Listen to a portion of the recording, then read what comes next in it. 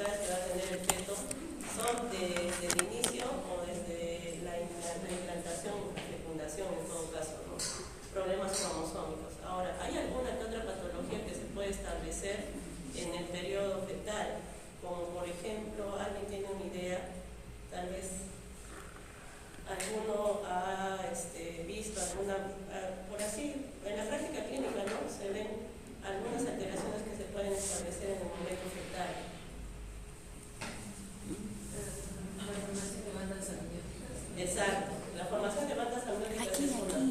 Ahora, otras patologías como la secuencia de Potter también son, digamos, dificultades que pueden establecerse en el periodo fetal, pero eso es secundario a, o sea, secundario al hemodigrama, ¿no? Entonces, hay algunas malformaciones, la verdad no me he detenido mucho en ese sentido porque todo lo que va a ser obstetricia patológica es lo que se va a ver a lo largo de este curso, ¿no? Es bastante complicado. Ya, bueno. Antes de empezar con todo lo que es la teoría, y antes de que se duerma, me gustaría, preguntarles algo sobre cultura general. Pasas para aquí. Se ha salteado la lista.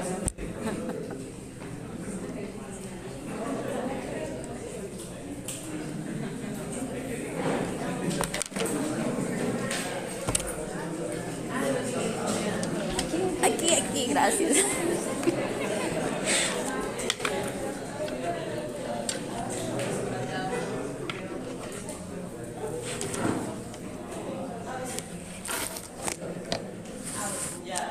Entonces, un tip de cultura general. ¿Quién era ella? Los que ya lo saben, por favor, no se lo comenten a sus compañeros que no saben. ¿Quién era ella? ¿Todavía está viva? ¿Cómo se llamaba? ¿Alguien tiene una idea? El médico no solo de medicina sabe, ¿no? ¿Quién era ella? Doctores. Estaba a punto de terminar su carrera. Yo no les voy a contar cosas difíciles, ¿ah? Tampoco los doctores en la práctica clínica. Su carrera se lo van a hacer ustedes solitos. ¿Quién era ella? Una pista, es peruana. Ahí está, ¿verdad? Doctora, ¿quieres escribir el nombre?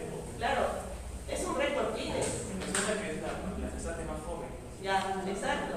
La gestante más joven. ¿Cuántos años tenía cuando empezó a gestar? 8. ¿Quién da más? ¿Quién da menos? ¿Pico? ¿Pico? Ya, pico. Ahí está. 5 años.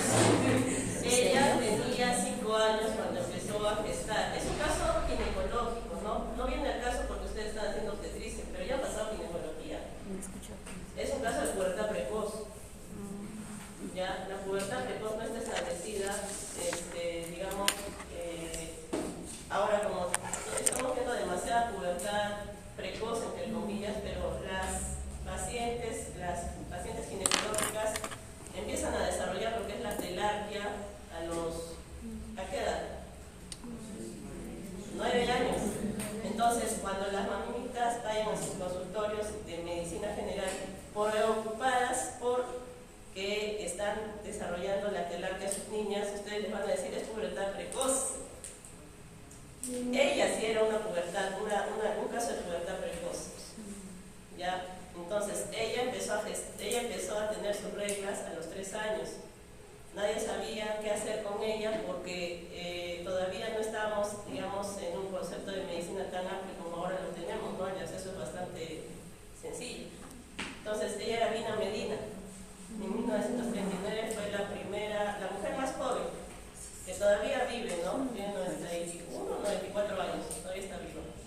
Es un tip de medicina o un tip de cultura general, ¿no? Y un caso ginecológico también. Su hijo Gerardo es el que falleció antes que ella. Bueno, no viene al caso. Ya, entonces ustedes ya han hecho desde la tercera a la octava semana, no voy a detener mucho ahí. Desde la tercera a la octava semana se clasifica lo que es el periodo de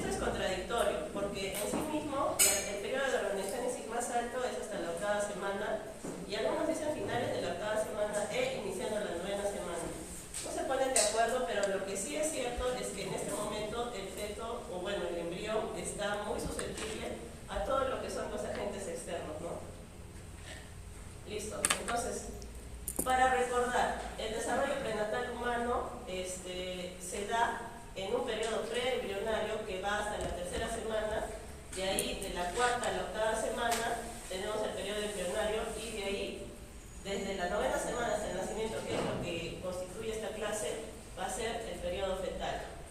Entonces, desde aquí, desde la tercera semana hasta la octava semana, antes de la tercera semana, ¿qué podría pasar con el futuro feto? Claro, alteraciones más que todo desde elección, ¿no? Síndrome de Down. Ahí es donde se va a dar, porque la detección de los cromosomas no es adecuada. De ahí en adelante, en este punto, defectos del tubo neural y cardíacos. Todo lo que se forma en este momento, bolsas, estómago, todas las malformaciones estructurales se dan ahí. Ya, y de ahí a la novena semana ya también es una cuestión estructural pero externa, ¿no? Ahora, entonces, el periodo embrionario, como definición, algunos dicen finales de la tercera semana a finales de la octava semana. Desde la cuarta a la octava semana, algunos, y desde la tercera a la octava semana. Ahora, el periodo embrionario es un periodo de organogénesis y en este punto se van a formar las tres capas principales, endodermo, ectodermo, mesodermo. Y de ahí van a partir la formación de los diferentes órganos y estructuras. Ahora, en este punto es susceptible a los agentes teratogénicos. Hay algunas infecciones que también pueden afectar. No todos los agentes virales, bacterianos o micóticos van a pasar la barrera placentaria. Solo algunos, muy pocos, en realidad. Incluso el virus del COVID se ha planteado de que en algún momento pudo tener su pase a través de la placenta, pero por esa inmunidad de rebaño hemos desarrollado la forma de evitarlo. Lo que sí se sabe es que en Zika sí pasa la barrera hematoplacental. Ya.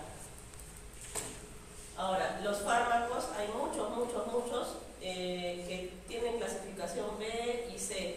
Muy pocos tienen clasificación A. Y claro, los quimioterápicos son algo que tienen clasificación X, ¿no? Entonces van a dar la formación de diferentes estructuras dañadas. Ahora, en cuanto al periodo fetal, tenemos que el periodo fetal es el tiempo de desarrollo que transcurre desde la novena semana hasta el momento del nacimiento y donde vemos el crecimiento progresivo del feto. Ahora, este periodo se caracteriza por la maduración de los órganos ya formados. No va a haber una formación de un órgano de novo en este momento, o sea, de un órgano nuevo, ¿no? Y también se va a dar rápido crecimiento del cuerpo. Ahora, el feto sigue siendo susceptible a los agentes teratogénicos. Puede haber síndrome alcohólico fetal, ¿no? Que se ve más que todo en el nacimiento, pero la madre puede heredarle sus adicciones al feto. Entonces hay que tener mucho cuidado con las gestantes que tienen alguna adicción. No sé si en sus prácticas ya han visto esta historia clínica perinatal, pero drogas es una característica o un riesgo obstétrico para esa gestación. Ahora, se suele identificar las malformaciones congénitas. Cuando yo tengo un bebito de una altura o de una medida muy pequeña, de menos de 1 centímetro, yo no puedo detectar estructuras. Es por eso que a los ginecólogos nos gusta hacer 5 ecografías principales durante el embarazo. La primera, o entre la 7 y la 10ª semana, que va a ser para ver viabilidad y corionicidad. La segunda, que es la ecografía genética, que va a ser entre las 11 y las 13 semanas con 6 días y se va a ver probabilidad de tener síndromes graves, síndrome de Down, de Patau, de Edwards, por la translucencia nucal y riesgo de preeclampsia. Y la tercera, que es entre las 20 y las 24 semanas, que es la ecografía morfológica. Las siguientes dos es para ver ponderados, para ver formación de otras estructuras, pero no de las más importantes, y para ver líquido.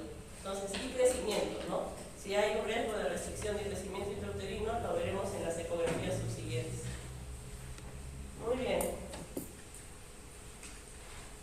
Ahora, la estimación de la edad gestacional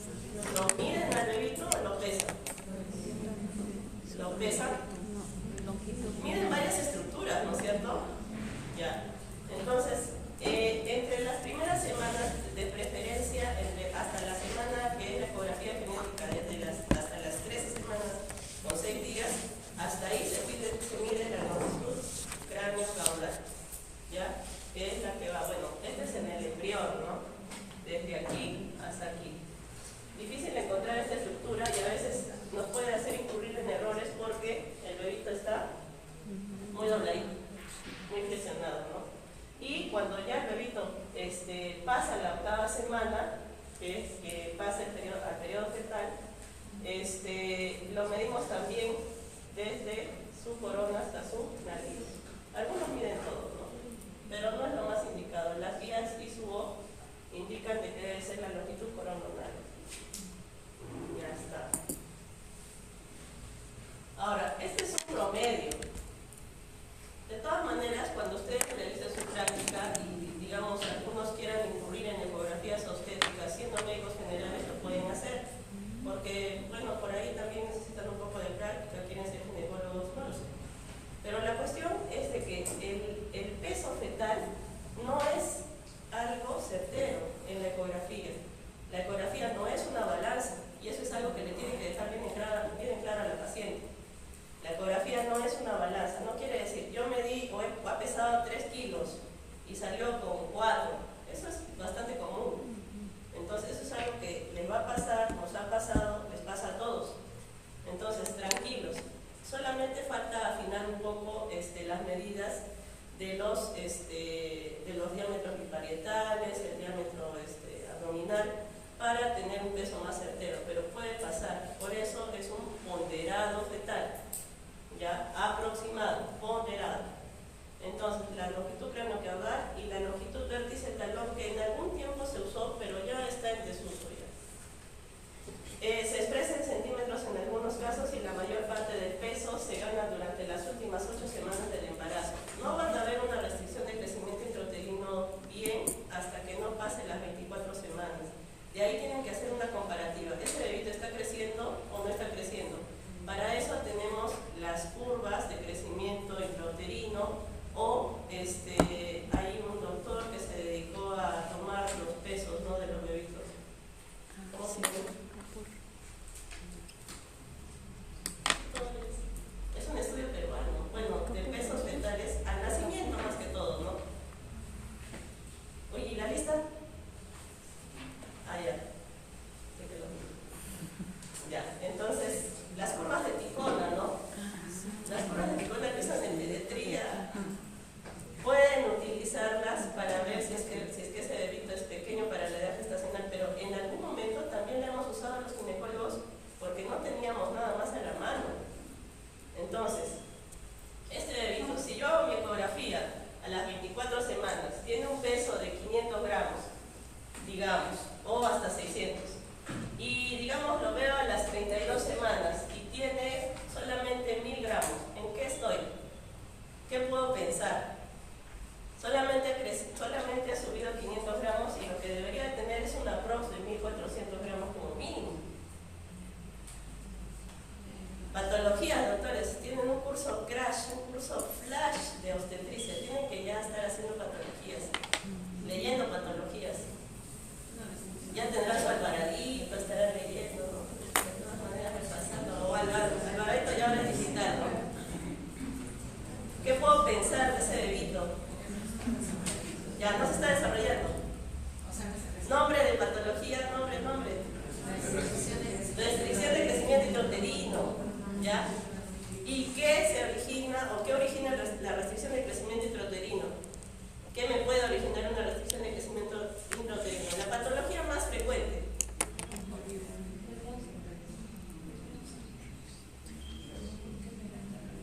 Oigo susurros. ¿Qué se les ocurre? Lancen nomás, no importa si se equivocan ahorita. No les voy a bajar puntos. Bueno, sí, la verdad que sí, pero ya no importa. Una mola. En realidad, la patología de mola es cuando está el útero está muy por encima de lo que debería estar para la edad gestacional, ¿no? Muy crecido. Y eso no necesita a veces mucha ciencia. Necesitan hacer una palpación bimanual para saber que el útero va más allá de la síntesis del pubis. Entonces, no es y digamos, la paciente tiene 8 semanas de amenorrea, pero está más allá de la síntesis del pubis. Puede ser, sí, puede ser, pero está mucho más allá del ombligo, doctora. Ah, no, entonces puede ser una mola. Es una palpación bimanual, con eso lo detectó el doctor 20 para su examen de obstetricia. No, ya, entonces, la patología más frecuente que origina restricción de crecimiento intrauterino es preeclampsia. Preeclampsia. Todavía tenemos esta pandemia de preeclampsia en todo lado, ¿eh? La preeclampsia se mete en todo lado, como la tuberculosis.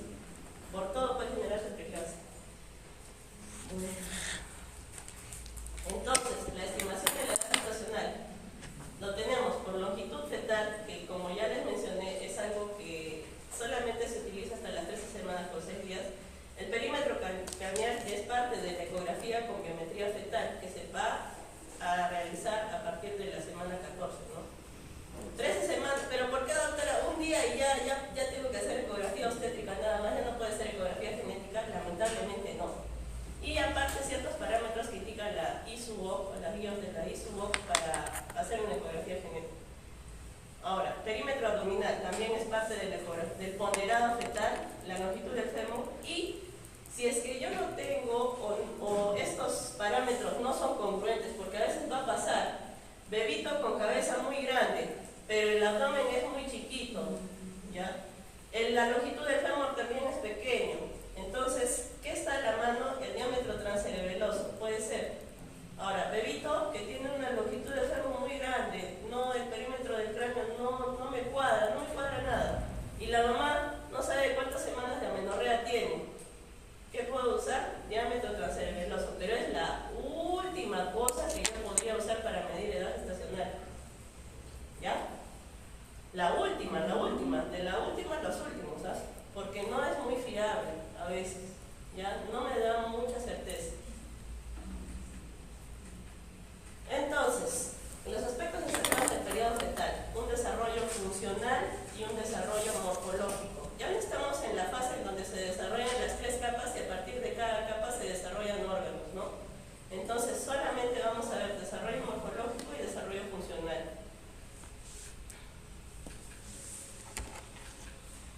Entonces, ya hemos pasado la 8ª semana. De ahí vamos a ir el tercero, el cuarto, el quinto, y vamos a ver cómo va creciendo el bebé. Entonces, desde el tercer mes, que abarca desde la 9ª hasta la 12ª semana, tenemos el crecimiento en, digamos, estructuras, ¿no? Podemos ver dedos, podemos ver ya más estructuras óseas. Ahora, en este punto, no hay muchas malformaciones que se puedan detectar por la ecografía, salvo la translucencia nuclear y la ausencia del hueso nasal. En su desarrollo morfológico, cabeza de gran tamaño, si pueden ver aquí, la relación cabeza-cuerpo es bastante pequeña, ¿no? O sea, en este... A ver. Aquí, ¿no? Aquí lo pueden evidenciar un poco más. La cabeza va a ser mucho más grande que el cuerpo hasta que el bebito ya es un feto a término, ¿ya? Y digamos en una imagen un poquito más realista es así, ¿ya? Ahora, ¿entiende por qué la longitud coronocaudal tiene también sus errores en cuanto a estimación de edad gestacional?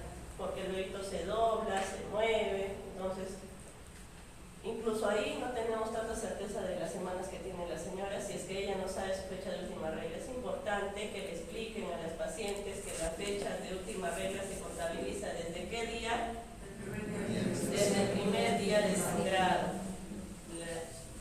No me creerán, pero he visto muchas colegas que han fallado en sus fechas de última regla, ya han quedado embarazadas, se han calculado mal su periodo de peligro, ¿no? Y también que usan indiscriminadamente la pastilla del día siguiente. Esto genera embarazos ectópicos. Doctores tienen que recomendarle a sus pacientes utilizar un método de planificación familiar de base. Pastilla del día siguiente es de emergencia. Solamente se puede usar 2 veces al año. Nada más. ¿Ya? Por si acaso. Entonces la cara es un poco más humana. Los ojos comienzan a desplazarse. Ya está habiendo un desplazamiento de lo que nosotros podríamos decir que era un cíclope, se va a trasladar. Ya antes, o sea, en el periodo embrionario e incluso en parte del periodo fetal somos cíclopes y de ahí se va trasladando, ¿no? Por migración de ciertas células que también se paran. Y claro, si es que es un síndrome de Down se va a ir mucho más allá, ¿no? Hipertelorismo. Los párpados están fusionados, no hay una apertura ocular, ¿ya? El bebito no va a reaccionar a estímulos luminosos. Cuando ya es más grande sí puede hacerlo. Pabellones auriculares en posición definitiva. Ahí van a estar sus orejas. Es por eso que en ese momento también vamos a verificar la formación. En algunas ecografías se puede ver si hay formación de la oreja o no, porque también hay malformaciones de ese tipo. Ausencia del pabellón auricular.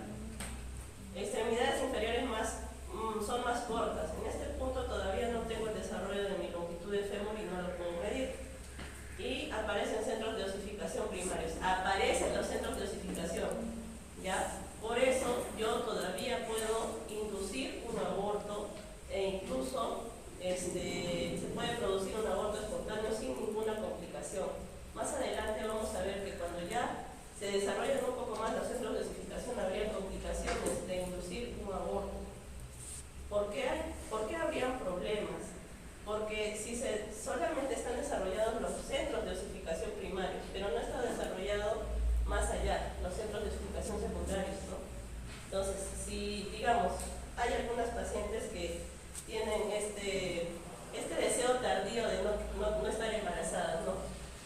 Y van por donde ustedes y les dicen, ya papá, óyeme, ya no quiero tener este bebito, y ustedes van y le dan la pastillita mágica, ¿no? ¿Qué puede pasar? ¿Alguien tiene una idea? Si es que es una gestante, digamos, de 16 semanas, su conocida, quieren ayudarla, no quiere ser mamá. ¿Qué podría pasar a una gestante de 16 semanas si yo le doy la pastillita mágica y bueno? ¿Qué tengo que esperar? Claro, o sea, dolor, está muy bien, porque la pastillita mágica produce y induce dolor. Mucho sangrado, se va a ir en sangre, es una complicación, una hemorragia. ¿Ya? ¿Por qué no le puedo, digamos, hacer de frente el procedimiento instrumentado? El cuellito está cerrado, ya le diste la pastillita mágica y ya se abrió. Ya se abrió, ya está abierto el cuello, ya hay sangrado y por lo tanto ya está bien después de evacuación, ¿no? ¿Qué tengo que esperar? ¿Por qué no puedo hacer de frente el procedimiento ya? 16 semanas, ¿ah? Bien. Exacto, tiene que esperar que salga el producto. ¿Por qué, doctora? No, ya no voy a hacer eso. Bueno, es parte, se aprende con la práctica, ¿no? Hay todo un porqué por eso. Si yo no estoy en este periodo, si desarrollo mis centros de dosificación secundarios, puedo tener astillamientos en el útero. Si es que yo realizo el procedimiento, o sea, lo saco el bebito a pedacitos. Si lo saco a pedacitos, se va a astillar el útero y por lo tanto, ¿en qué voy a terminar? Rotura. Ya, puede haber una rotura uterina y en histerectomía. Peligroso, doctores. Entonces, todo tiene un porqué en la obstetricia, en la ginecología y en la medicina en general. Y determinación del sexo, bueno, todavía no podemos determinar mucho el sexo, pero hay ginecólogos muy diestros que sí, algunos dicen que sí, ¿no? Que se puede ver el sexo. Ahora, las heces intestinales retornan a la cavidad abdominal. Es muy importante y una de las complicaciones que puede haber. Si no retornan, ¿qué se puede formar?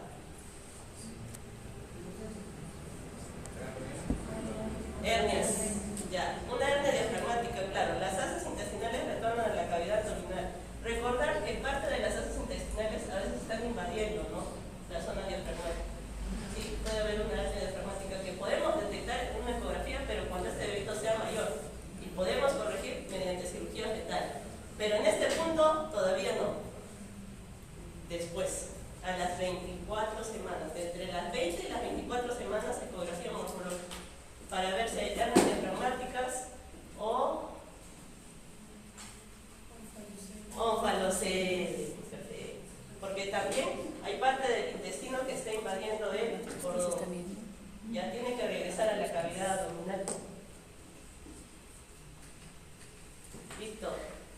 Digamos, el desarrollo funcional de este bebito va a ser a iniciar la actividad endocrina en las glándulas tiroides e hipófisis, ¿no? Hormona de crecimiento. ¿Ya? Todavía no se va a segregar muchas hormonas, una cantidad suficiente de hormonas como para desencadenar el parto. Pero tiene algo, ¿no? El hígado inicia su función eritropoyética y de bilirrubina. Inicia la actividad hematopoyética de la médula ósea. La médula ósea también tiene actividad hematopoyética con el hígado.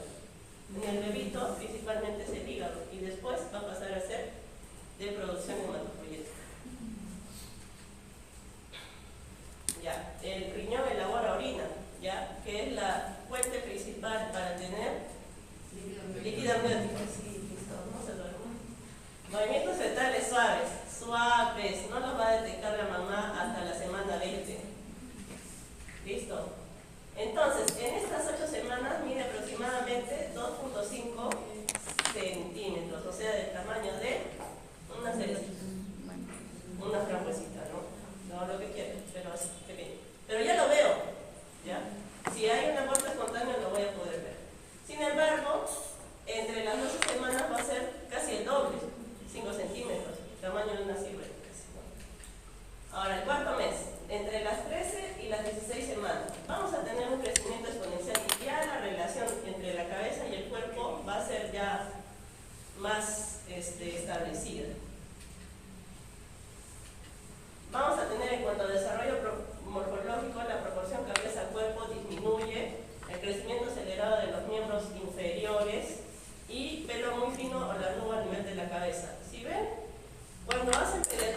ven que la piel de un prematuro es muy lisita, ¿no? No tiene pliegues. Muy contrario a un bebito que se pasa de semanas, ¿no? Se pasa de cocción. Listo. Entonces, el desarrollo funcional. Vamos a tener función formador de sangre por parte del vaso. Movimientos respiratorios leves. Todavía no podemos hacer nada de esto de monitoreos fetales, ¿no? Solamente escuchar latidos con el Doppler externo.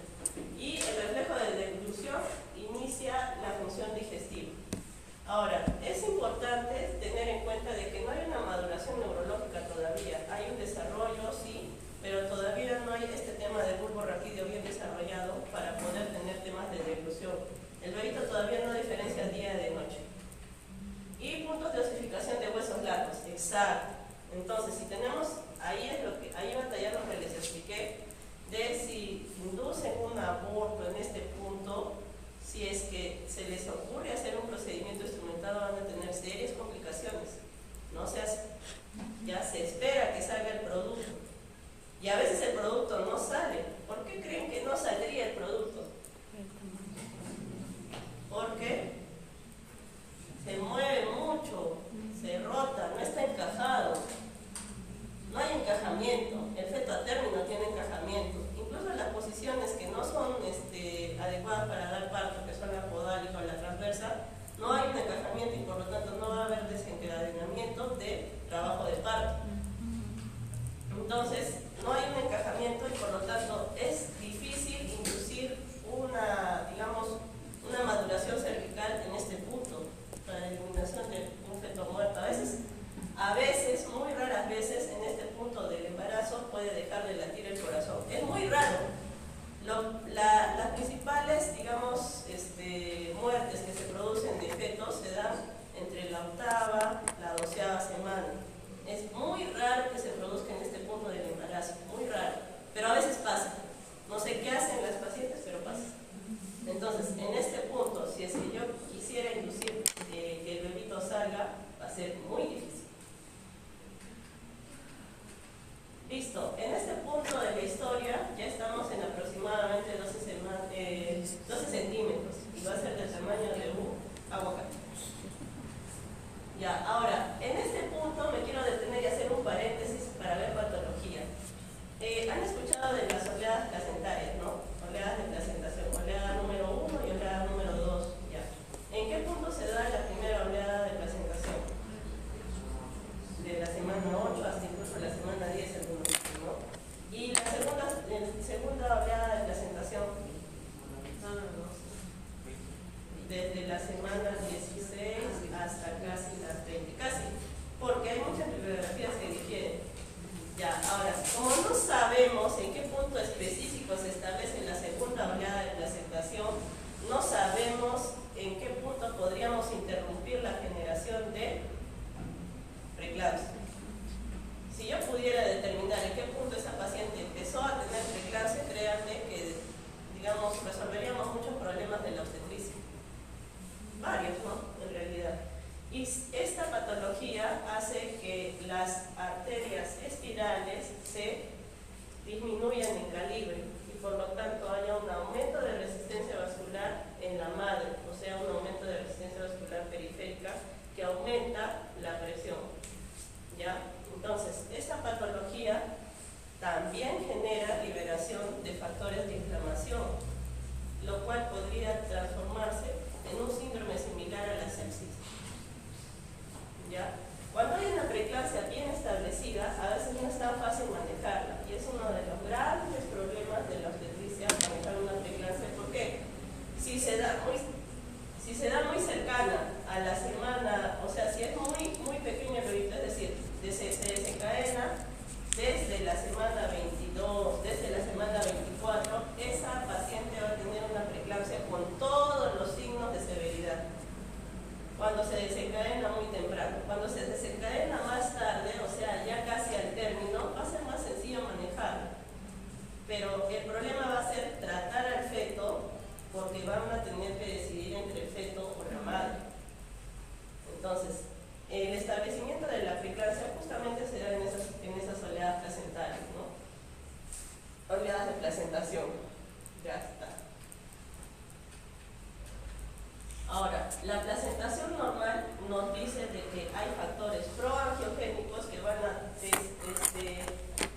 desarrollar una placenta en buen estado y los factores antiangiogénicos que van a desencadenar una placenta en mal estado o mala placentación. ¿Qué podría relacionar yo a una mala placentación? Digamos, que no se forme bien la placenta, estas oleadas de placentación interviene todo. ¿Por qué le doy a la paciente carbonato de calcio? ¿Por qué le doy ácido fólico al principio? No solamente es para prevenir defectos de tubo neural, también para tener una placenta en condiciones óptimas. A veces no se logra, ¿no? Pero es también importante que le digan a la paciente que todo factor proinflamatorio puede desencadenar una complicación posterior. Ahora, no le van a decir, señora, todo factor proinflamatorio, no, pues, señora, baje de pesito, tome agüita. Parece mentira, pero a veces indicaciones tan sencillas pueden resolver problemas muy grandes. Ya está. Ahora, el quinto mes, ya estamos en la semana 20. El bebito ya se desarrolló, ya tiene sus extremidades más largas, se mueve más. Es en este punto de la edad gestacional donde la madre va a sentir los movimientos de su bebé. Se mueve, sí está ahí, ¿no? Por las puras no crecía la pancita. Ya, entonces, el desarrollo morfológico, el crecimiento es más lento y los miembros inferiores son proporcionales con relación al resto del cuerpo. Hay vernis gaseosa, o sea, ya tenemos un poco de desarrollo de grasita, ¿ya? Y la grasa parda subcutánea por debajo de la piel. El anugo se hace más evidente, ¿ya? Y el pelo y las cejas se hacen más visibles. No hay pelo cuando es un periodo más temprano, ¿no? Sin embargo, aquí ya podemos ver un poquito. Ya. Ahora, hay glándulas que se desarrollan en el bebito que en este punto de la historia todavía no están bien desarrolladas y es por eso que los prematuros tienen tantísimos problemas para regular temperatura al momento de nacer. Entonces, por eso a los bebitos prematuros tienen que darle muchos cuidados con respecto a calor.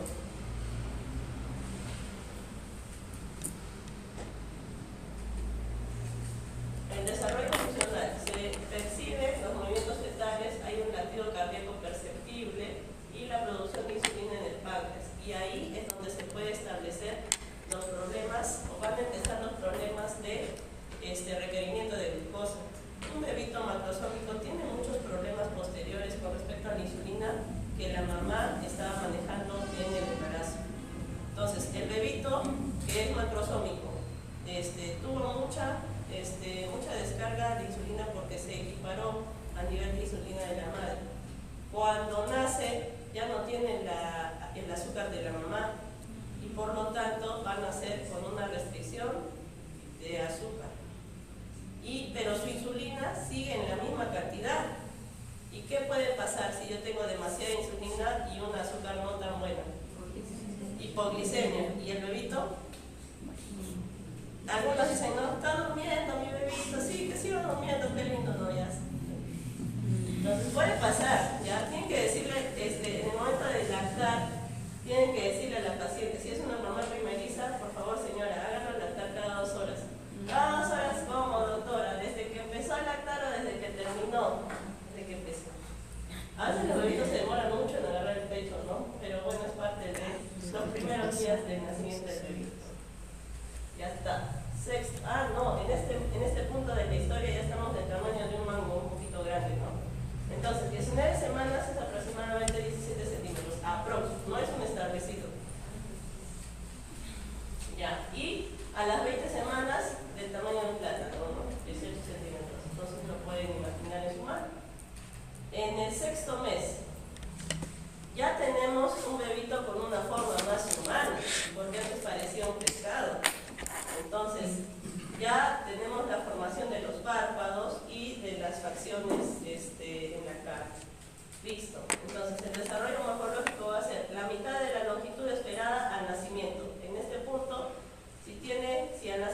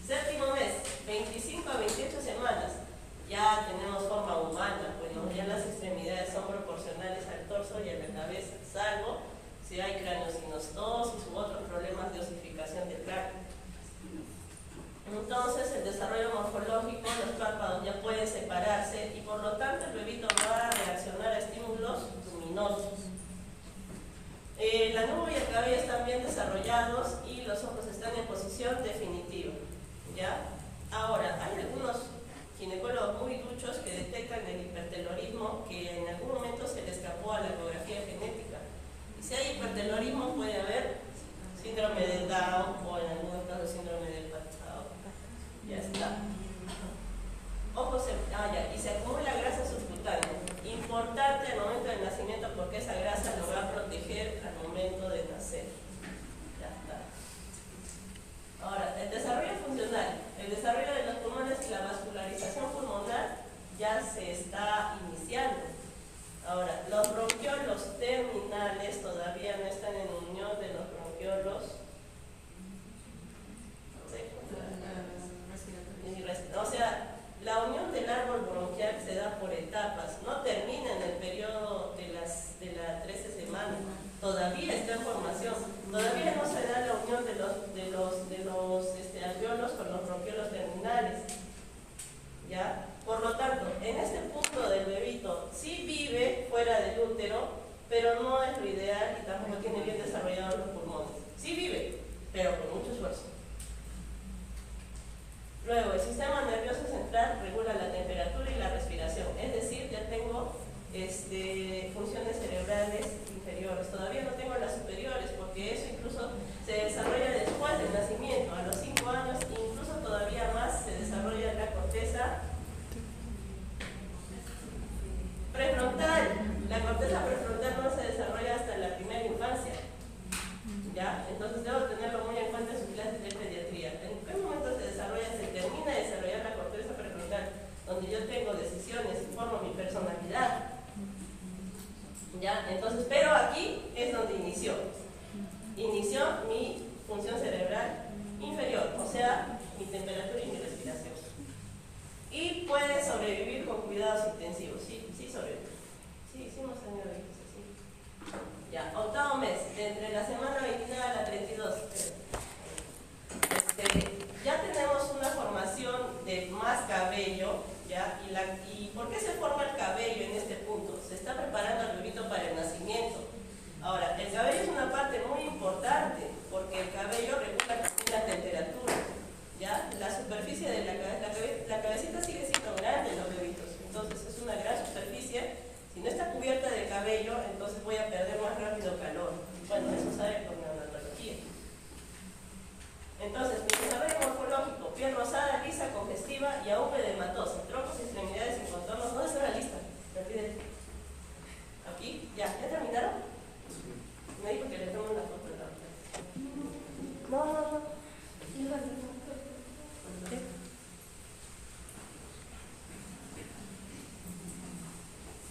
¿Cuántos son? Somos 64. Qué miedo. Ya. ¿Qué falta? Ya, pero no me tomar la foto.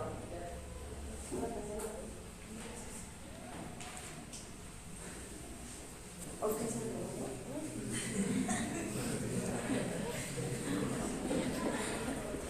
ya, entonces el anubo se desprende. Las uñas cubren el lecho unguial. Ya recién tenemos uñitas. Pero antes, en el periodo fetal, ya se estaban desarrollando.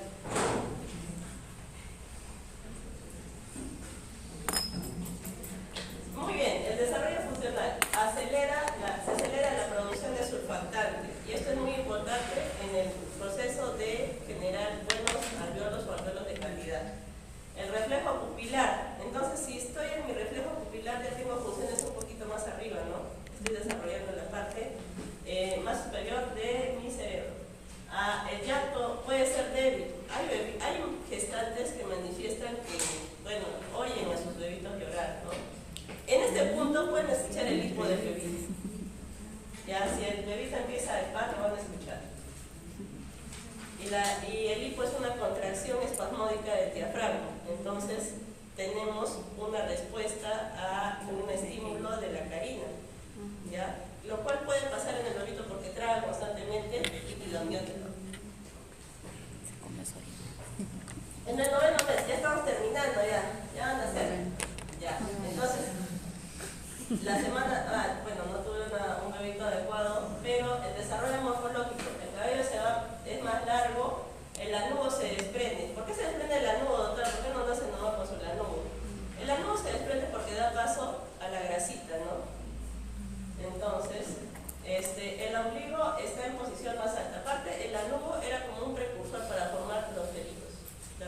ubicación. El ombligo en posición más alta y la visualización de las areolas mamarias, que es un parámetro para tener en cuenta la edad gestacional o la edad verdadera en el momento de que es el neonato, bueno, ven las areolas mamarias. Y los genitales externos están poco pigmentados. Los surcos profundos en pies y manos, lo cual también me va a ayudar para dar la edad gestacional en el bebito a término o de nacimiento.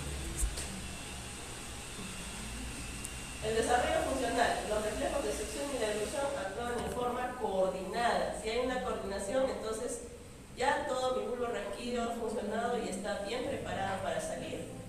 Surfactante permite una función respiratoria. En la semana 32 se da la unión de los alveolos con los bronquiolos terminales. O sea, en la semana 32 ese bebito podría nacer sin dificultad. Ahora, ¿por qué, doctora, si ya están desarrollados esos alveolos y esos bronquiolos terminales, le dan betametazono a los bebitos cuando es una amenaza de parto pretérmino? O cuando ya, digamos, está en dilatación y es un parto prematuro, ¿no? Ya está desencadenándose. ¿Ya la lista?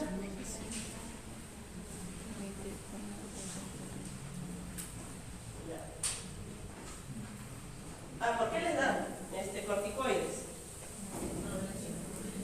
¿Qué quiero prevenir con los corticoides aparte de la dificultad respiratoria?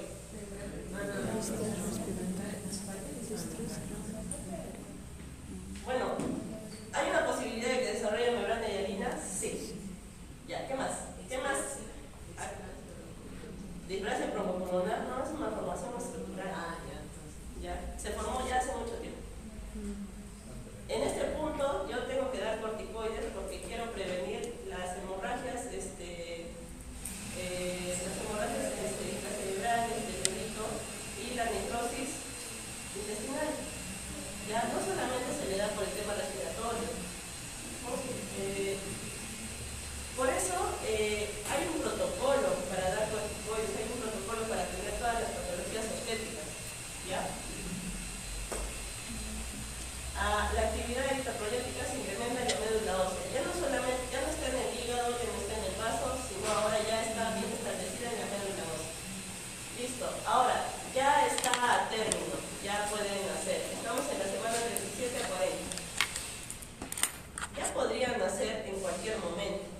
Entonces, tenemos el desarrollo morfológico, pesa entre 3 a 3.500 gramos de peso y su talla va entre los 48 a 52 centímetros. El aspecto es un aspecto regordete, sin embargo, aquí podemos ver pliegues palmares y pliegues plantares. ¿Ya? Ahora, si ustedes ven a un bebito prematuro, ¿qué es lo que le falta? O sea, aparte de muchos aspectos que tiene el bebito prematuro, lo más resaltante o la diferencia que ven con este bebito que se ve fue Lozano, ¿no? ¿Ven un bebito?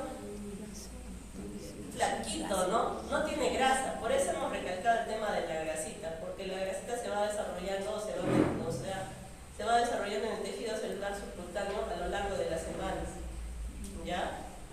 Ahora, ahí vienen los temas de restricción de crecimiento intrauterino. La preeclampsia es una patología que puede generar restricción de crecimiento intrauterino y aparte otras patologías como el oligohidramnios, porque como hay poco líquido, el bebito crece poco. Ya también podría ser una patología. Y ahora, el oligohidramnios se desencadena porque la placenta no produce la cantidad suficiente de líquido. Diferentes motivos pueden llevar a eso. ¿Ya? Infecciones, algunas infecciones que se han dado al inicio del embarazo, malnutriciones. Es por eso importante que al momento de hacer su historia clínica perinatal vean todas las condiciones de riesgo de su gestante. Ahora, si tienen la suerte de tener una obstetra al lado, ellas son muy duchas en hacer la historia clínica perinatal, les van a ayudar, pero algunas veces no están. Entonces tienen que hacerse muy duchos en lo que es la historia clínica perinatal, porque siempre las muertes maternas o las muertes fetales son un problema en todas las redes de atención primaria. ¿Ya? Si tienen una muerte materna en su cosita de salud, los buscaremos y los correteremos. Pigmentación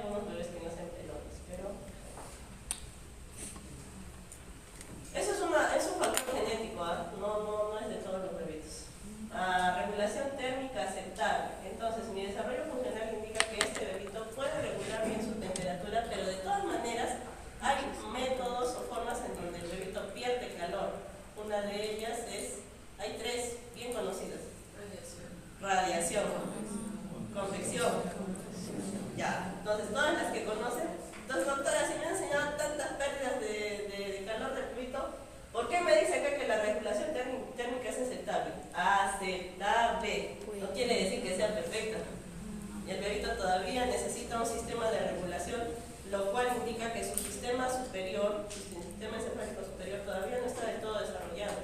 Como les mencioné, algunos niños las cortezas prefrontales todavía las desarrollan mucho tiempo después del nacimiento. Ya está. Movimientos respiratorios útiles y coordinados.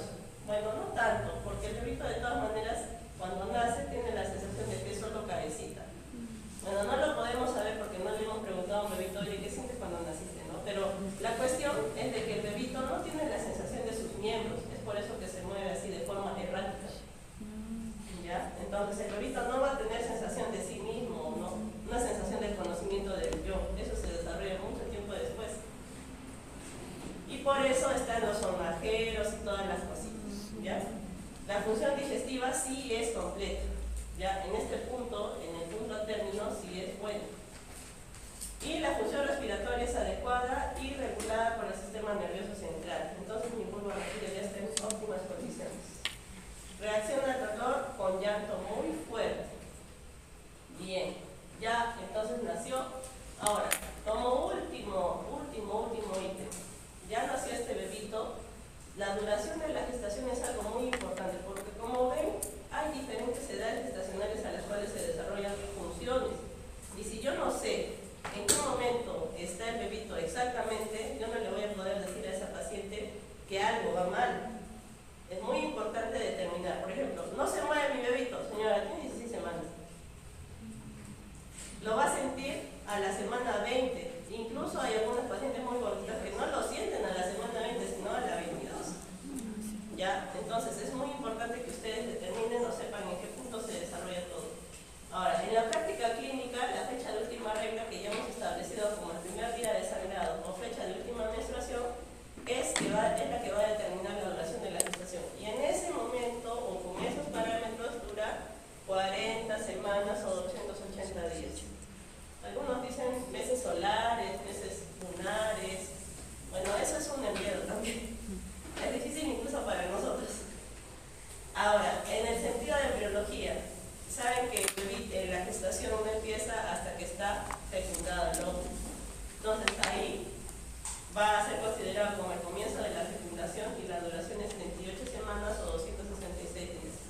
Ya sea por uno o por otro parámetro, lo cierto es de que un bebito a término es lo ideal. ¿Ya? Y van a dar la fecha probable de parto. Si yo no tengo con mucha seguridad ni fecha probable de parto, no la sabe bien mi gestante, entonces ¿en qué momento voy a retener a mi obstetra para que me ayude en el parto de mi gestante en mi puesto de salud?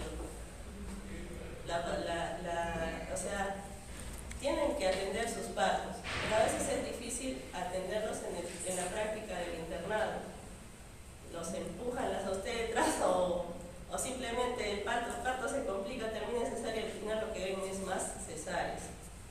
¿Ya? Y a veces no tienen la oportunidad de atender un parto. Sería muy bueno que por lo menos atiendan unos 20 partos durante toda su práctica de internado. Pero a veces vale la pena soñar, ¿no? Es bonito soñar. Sin embargo, como les explico, la fecha probable de parto es muy importante en el momento de determinar que esa gestación ya se inicia. Muy bien, los ojos solo ven lo que la mente está preparada para comprender. Ya jóvenes, entonces esto ha sido parte de la conversación. Si tienen alguna pregunta, por favor no les pregunten.